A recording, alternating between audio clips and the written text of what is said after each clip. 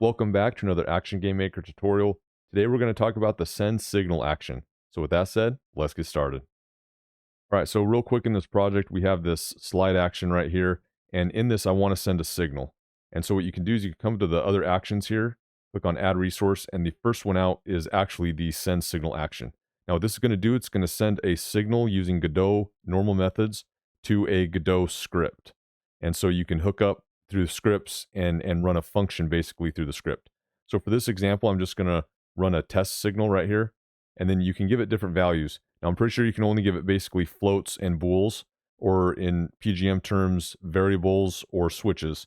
So you can see a constant value right here. I could type in a float if I wanted, so 1.1, and then boom, there's my constant. I can choose from variables, which are floats, and then I can choose from flags, which are switches or bools. All right. There's also a project database setting here where you can grab your project variables and flags, and then even stuff like audio database. So you're returning indexes and things like this. So I'm just going to go with a constant value here, and we'll just say 1. Okay. So I'm going to send a test signal, and I'm going to give it a value of 1. So I'm just going to click on add right here. Now the next thing we need to do is we need to add a script that is going to take it. Because once we add this signal here, this test signal, it now becomes a signal in Godot.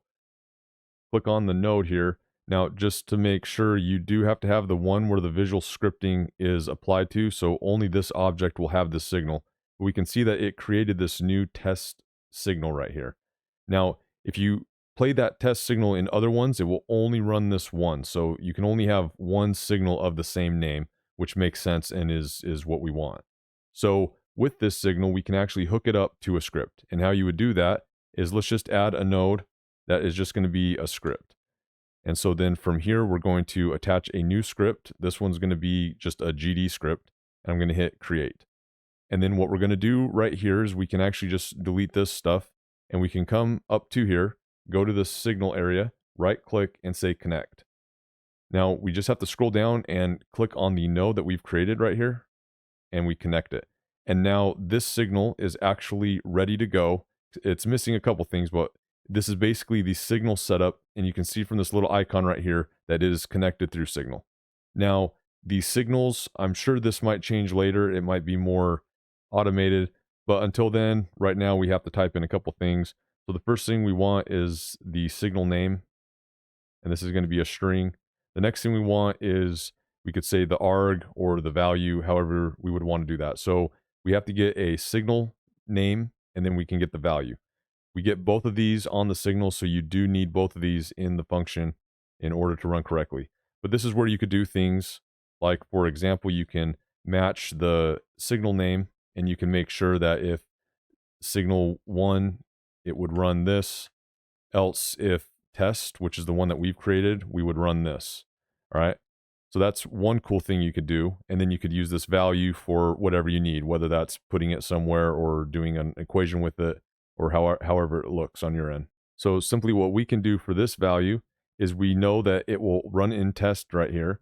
So we can just type in a print, and then we can print the value. And then let's just say that for a test, to make sure that we don't go to this one, we'll just say signal 1. So we know if we go to signal 1, something messed up. We know if it prints the value and the value is 1, because that's what I set it as, we know that it will work. And so if we play test right here, and when I slide, you should see the console right here print out a 1, and you can see that it works.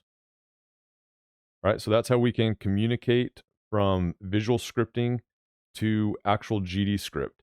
And so you can imagine what you can do in a simple function like this with this value. I mean, the possibilities are pretty endless. This kind of takes place the execute script version of PGM's actions. So I think it's a more powerful version of it, actually. I prefer this more so than execute script. So yeah, hopefully this was interesting. If you have any questions, you can comment below. Join the Discord where I'm going over some AGMaker beta previews. And with that said, I'll see you at the next video.